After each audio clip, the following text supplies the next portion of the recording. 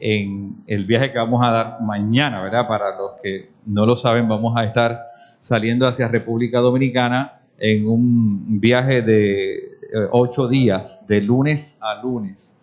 Y parte de esa jornada que va a incluir acompañar a nuestro hermano Rafael Osuna, que atiende 2 iglesias, una en Jaina y la otra en Magdalena. Vamos a ofrecer allí algunas escuelas bíblicas, pero además de eso, la ofrenda que se ha recabado es con la intención de atender esta comunidad que ustedes vieron.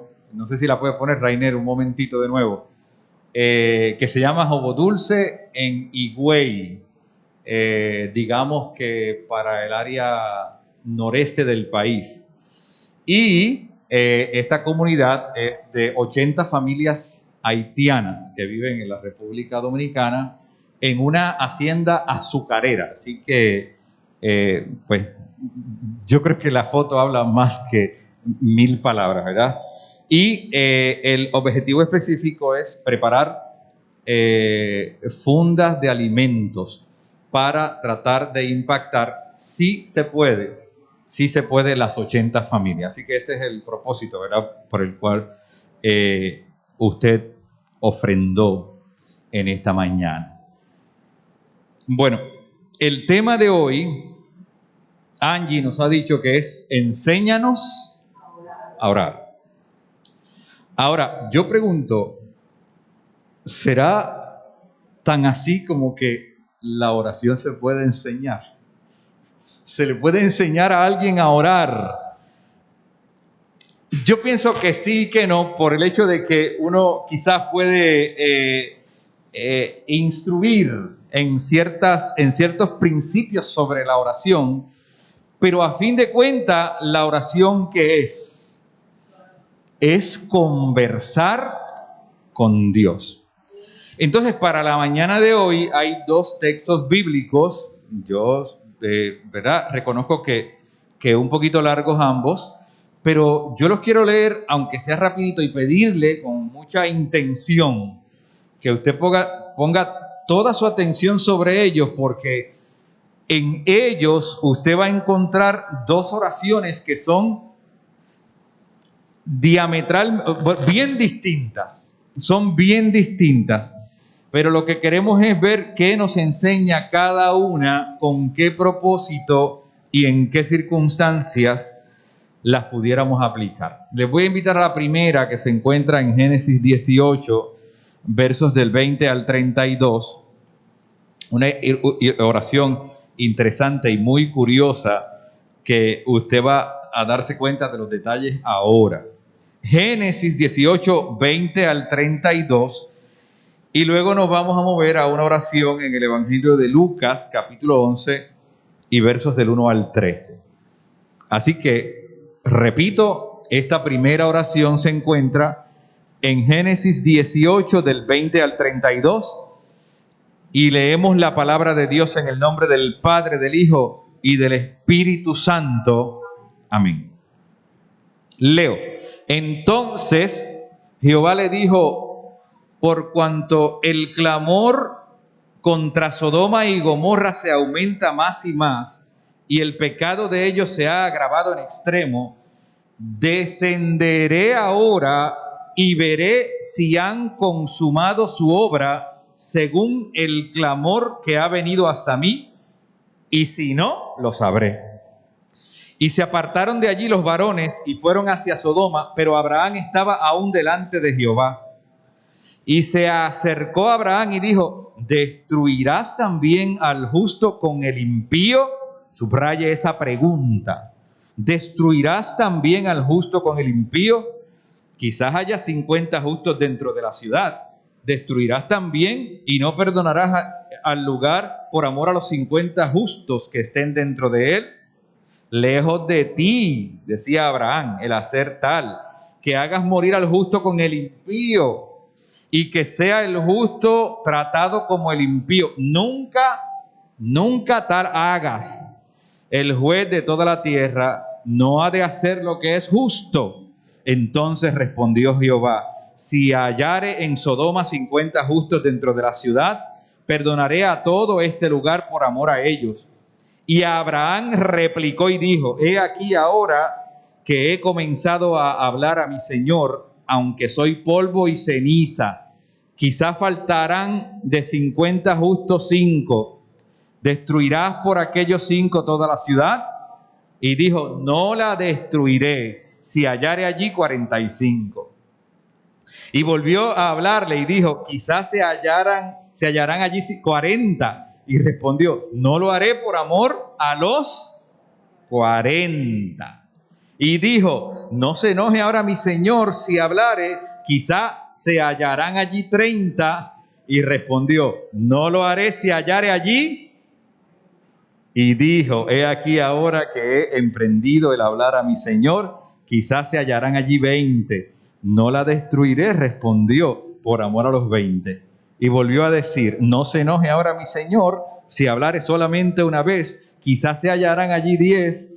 No la destruiré, respondió, por amor a los 10.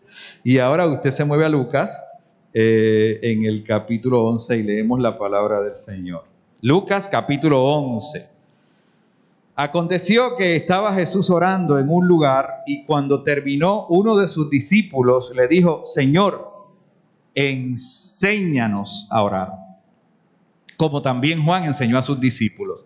Y les dijo: cuando oréis, decid: Padre nuestro que estáis en los cielos, santificado sea tu nombre, venga tu reino, hágase tu voluntad, como en el cielo, así también en la tierra. El pan nuestro de cada día, dánoslo hoy, y perdónanos nuestros pecados, porque también nosotros perdonamos a todos los que nos deben. Y no nos metas en tentación, mas líbranos del mal. Les dijo también: ¿quién de vosotros que tenga un amigo va a él a medianoche y le dice: amigo, préstame 3 panes, porque un amigo mío ha venido a mí de viaje y no tengo que ponerle delante? Y aquel, respondiendo desde adentro, le dice: no me molestes, la puerta ya está cerrada y mis niños están conmigo en cama, no puedo levantarme y dártelos. Os digo que aunque no se levante a dárselos por ser su amigo, sin embargo, por su importunidad se levantará y le dará todo lo que necesite. Y yo os digo: pedid y se os dará, buscad y hallaréis, llamad y se os abrirá. Enséñanos a orar. Reinaldo es un personaje ficticio que usted y yo vamos a descubrir si esta historia de Reinaldo se da en nuestra vida, y si se da, podemos pensar con cuánta frecuencia y en qué momentos. Así que usted va a estar atento a la ilustración de Reinaldo y después vamos a hacer algunos comentarios sobre la misma. Reinaldo era un joven elocuente, lleno de vida y de gran corazón. Y aunque todavía conserva una impactante personalidad, hay algo, un brillo que ha perdido. Reinaldo ha abandonado su fervor en la oración porque alegadamente ya no tiene el mismo tiempo de antes. Ahora, el trabajo que le exige su nuevo negocio ha destronado una práctica primordial. Según él, el resto del tiempo es para la familia y para descansar. Las compras, las redes, los viajes, los contactos y la promoción ocupaban la mayoría de su agenda. Un día, Reinaldo tuvo un problema con la electricidad de su negocio a causa de un pequeño fuego que, gracias a Dios, se pudo contener. En ese instante de pausa obligatoria, Reinaldo se puso a recordar los momentos a solas con Dios y cómo aquella devoción que le hacía vibrar por dentro y por fuera se había ido esfumando con el paso del tiempo. Efectivamente, Reinaldo había dejado de orar. En dicha reflexión pudo recordar que lo que había sostenido su vida era la fuerza, la claridad mental y una vibrante disposición de su corazón para reconocer quién era él, o sea, quién era Reinaldo y quién era Dios. Este joven sacaba un tiempo de su día para dirigir una alabanza y una oración cada mañana.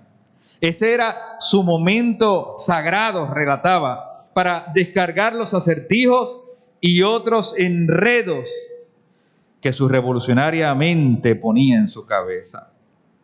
No es magia, decía, pero resultaba increíble cómo una oración podía cambiar el ritmo de mi día. Reinaldo decidió que lo más importante en la vida no era el afán de dirigir algún proyecto, fuera este remunerado o no.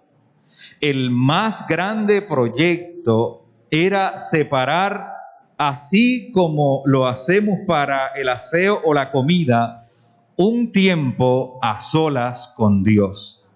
Y que en ese encuentro, decía él, debían ocurrir dos cosas. Un reconocimiento de que alguien más grande que uno está escuchando y un gesto de gratitud. Y por otro lado, conocer algo del ser que está siendo objeto de ese amor, de esa gratitud y de esa devoción. Dicho conocimiento, según seguía su relato, era una manera de decirle a Dios: Dios, te amo y te necesito tanto que tengo deseos de conocerte aún más. Es probable que la historia de este joven nos cautive por conocer algún caso parecido.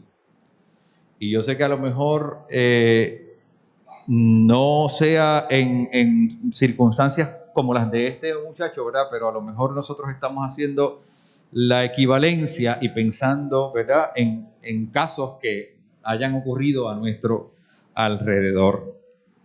La oración, que es el tema de nuestro culto, enséñanos a orar, como le pasó a Reinaldo, puede llegar a convertirse en una tarea tediosa mientras perdemos el afán y el fervor por ese momento especial hasta que finalmente desaparece. Conocemos esos casos. Bueno, los podemos conocer en las historias de otras personas, pero también podemos identificarnos con una experiencia así a través de nuestra vida, que hayamos perdido el interés por la oración o no nos ha pasado, ¿verdad que sí? Nos ha pasado. Entonces, podemos hacer de ella esa tarea de la costumbre o de la tradición que va en algún momento perdiendo fuerza porque se recita como si fuera un mantra o algo parecido, o hacer de la oración el momento más significativo del día al que quisiéramos regresar una y otra vez. ¿Cuántos nos sentimos de esa manera que decimos, por ejemplo, estoy deseoso de que amanezca el día de mañana para de nuevo encontrarme con Dios en ese espacio de mi devoción personal, para decirle a Dios cosas, las que sean, ¿verdad?, espontáneas, que salgan de mi ser? Así que si por un lado, mis amados hermanos, es cierto de que la oración modelo que escuchábamos en el libro de Lucas contiene algunos principios sobre la forma en que debemos orar, no está allí para recitarse palabra por palabra. ¿O usted piensa que es así, que esa oración está ahí para seguirla al pie de la letra? No, no. Hay un reconocimiento de la majestad y de la potestad de Dios. Por eso cuando los discípulos, que probablemente harían largas oraciones, como nos relatan los evangelios, en este caso le preguntan a Jesús, ¿verdad? Le dicen a Jesús: enséñanos a orar. Y Jesús lo primero que le dice es que la oración se dirige al Padre, que es nuestro Padre, por la virtud que nos hace hermanos a usted y a mí, y que ese Padre está en el reino de los cielos y que su nombre debe ser santificado sobre todas las cosas.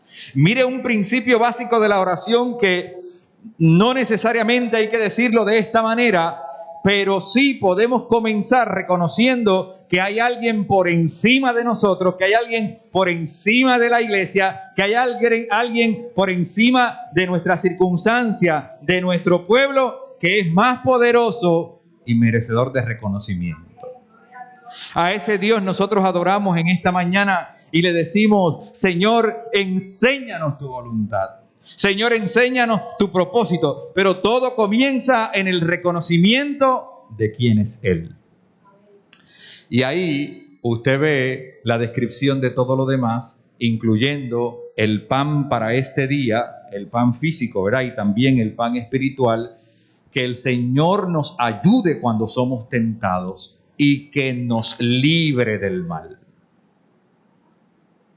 Pero les dije que en el otro texto que leímos hay una oración muy distinta, muy distinta. Se trata de la oración que hace Abraham en favor de Sodoma y Gomorra, que como nosotros sabemos la historia, sabemos que Sodoma fue destruida, pero no así Abraham y su familia, ¿verdad? Excepto una persona. Pero sabemos que Dios los cuida, que Dios los guardó. Pero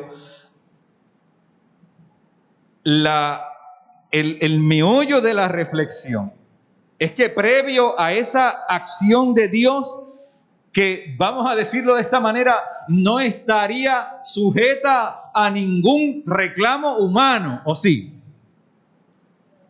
¿Qué pensamos? ¿Que Dios actúa libremente, independientemente de nuestra oración, de nuestra súplica, de nuestro clamor?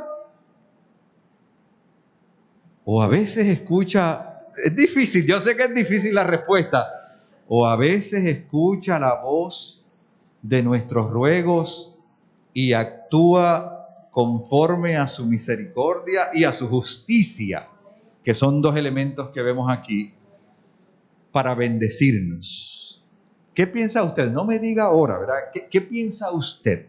Reflexione sobre eso, porque usted y yo vimos que se da un tipo de negociación en esa oración de Génesis. Cuando Abraham le dice: oye, pero yo me lo imagino en esa confianza de alguien que habla con otra persona. Pero ven acá, y si allí hay 50 que adoran tu nombre, si allí hay 50 fieles, pues por esos 50 voy a salvar la ciudad. Oiga, esto es grande, ¿sabe? Usted se imagina que nosotros elevemos una oración por lo que sea y por quien sea y por la causa que sea.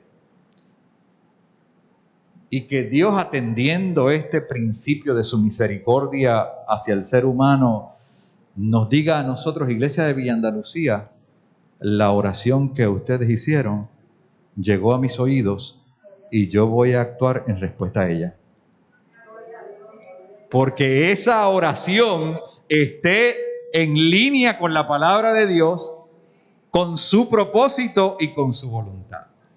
Porque esa oración haya tenido como requisito previo el hecho de que, para poner el ejemplo nuestro, ¿verdad?, de que en Villa Andalucía hay verdaderos adoradores que adoran su nombre en espíritu y en verdad.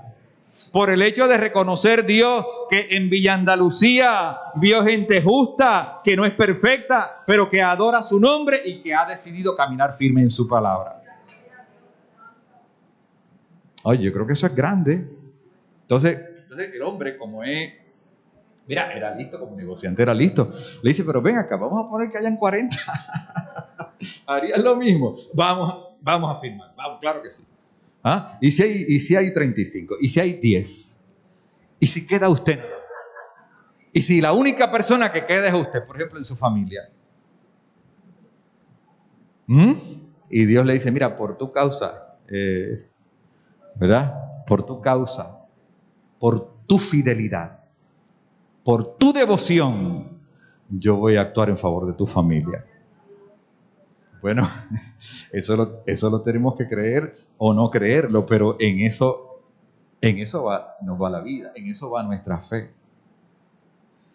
Ese es el Dios que luego, cuando seguimos leyendo el Evangelio, explica, ¿verdad? El escritor, relatando sobre ese Dios, explica, mira, ¿qué padre, si el hijo le pide un pedazo de pan, le da una serpiente? Para poner la cosa de manera exagerada, para poder ilustrarla a nuestra realidad. Entonces, me recordaba yo de la viuda insistente, ¿se acuerdan? Que fue delante del juez. Claro, es una ilustración que busca comparar un episodio humano con la realidad eterna de Dios.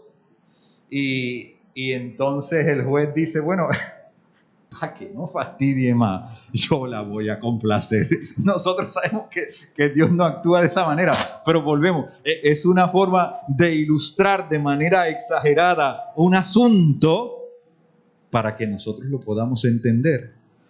Porque ¿cuál es la interpretación? Que si un juez en esta tierra responde al llamado insistente de una viuda, la enseñanza es cuanto más a nosotros que somos sus hijos, sus hijas, que andamos en sus caminos, que hemos decidido serle fiel y que hemos decidido acatar su voluntad.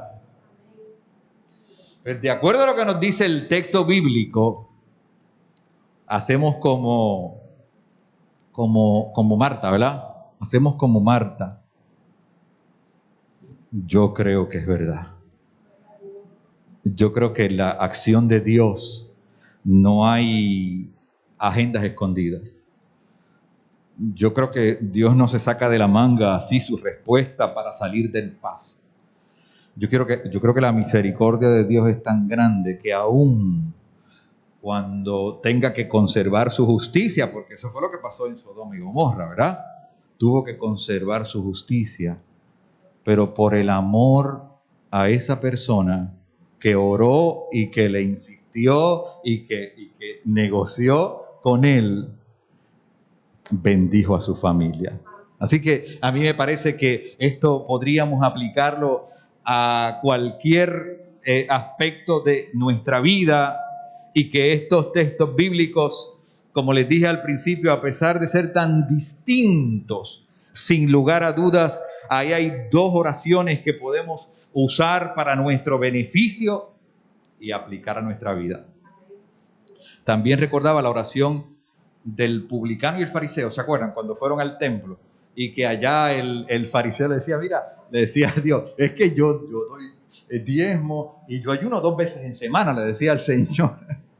Y el publicano, dice la palabra, que golpeándose el pecho, yo creo que, ¿verdad?, en una actitud de humildad espiritual, le decía, ¿cómo le dijo? Sé propicio a mí, que soy un pecador. Enséñanos a orar.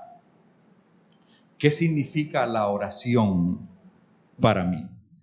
¿Qué significa ese momento de estar con Dios, tratar de acallar mi mente, tratar de hacerlo de manera sistemática y disciplinada todos los días, de buscar espacios donde no los haya, de resistir la interferencia del mundo y la idea de que la oración no es necesaria, que estamos en otro tiempo, que todo ha cambiado? Oiga, pero algunas cosas no cambian. No hay manera, creo yo, no hay manera de sustituir una oración donde conversemos con Dios con algún artefacto tecnológico. O sí se puede, porque si no estoy atrasado. Digo, porque puede ser que pensemos, bueno, pues como leí una oracioncita ahí en la internet, pues esa es mi oración. ¿Ah? Qué fácil, ¿verdad? O sea, como cumplí con eso, ya oré. Yo creo que es más profundo. Y yo creo, no tengo duda que usted piensa igual, que la oración no perderá su esencia, que tendremos que seguir orando hasta que Jesucristo venga, que tenemos que ponerlo como la prioridad de nuestra vida y que garantizado es, sé que va a estar de acuerdo conmigo en esto también, que garantizado es que cuando le tomamos el deleite a ese momento, entonces no podemos despegarlo, ¿verdad? No podemos evitarlo, no podemos dejar de desear estar a solas con Dios, aunque sean 15 minutos en la mañana, aunque sea eso. Pero yo sé que cuando me levante al otro día, he separado ese espacio, que si no lo tenía, pues entonces ahora me levanto un poquito más temprano y dedico a Dios la porción más importante del día, que son esos primeros minutos. Y eso va a bendecir. ¿Cuándo? No lo sé. ¿De qué manera? No lo sé. Pero Dios, que a pesar de lo que creía Abraham, que era tremendo negociante, Dios, que ese sí que es un negociante, ¿verdad? Dios nos dice, mira, esta ecuación no falla. Yo te bendigo cuando tú me das lo primero en tu vida. Enséñanos a orar. Que Dios nos bendiga.